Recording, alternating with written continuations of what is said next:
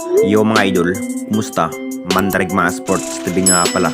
Ating pag-usapan, Barangay Ginebra, Jeremiah Gray, may bagong kapalit at Stanley Pringle. Mag-retire pa nga ba sa kupunan ng Barangay Ginebra? Pero bago na nga yan, kung bago pa lang sa aking channel, huwag mong kalimutan mag-subscribe at i-click ang notification bell para like kang updated sa ating latest upload pa natin. Pero ating talakayin, una natin pag-usapan.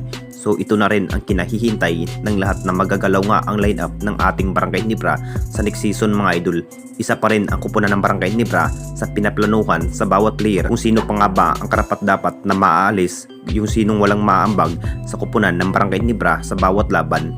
Alam naman nating lahat mga idol na isa pa rin ang player ng ating Barangay Ginebra na si Jeremiah Gray na maaalis pa nga ba ito sa kamay ng Barangay Ginebra sa off-season. Nakita naman nating lahat mga idol, ilang laban na rin ang nasabing player na maiiba na rin ang kanyang bawat kilos dahil sa may inaindang go to injury na nga na si Jeremiah Gray. At ang plano pa rin ng ating Barangay Ginebra na maghanap pa rin ng bagong kapalit kay Gray mga idol. Di pa rin nare-recover ang iniindang go to injury ni Jeremiah Gray.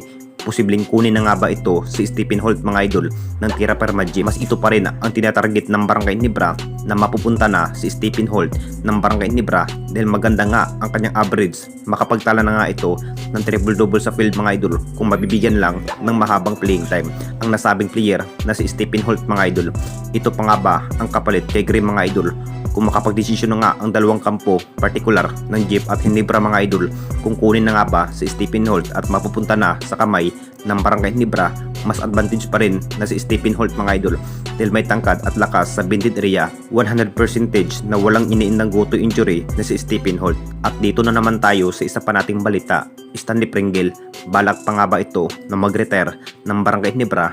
Alam naman nating lahat mga idol, sa bawat appearance nga ni Stanley Pringle sa kupunan ng Barangay Ginebra, sa naging bawat laban na nga ito sa semifinals, masasabing isa pa rin si Stanley Pringle sa malaking naambag sa kupunan ng Barangay Ginebra dahil sa mga bawat race at may ibubuga na nga ito sa outside shooting.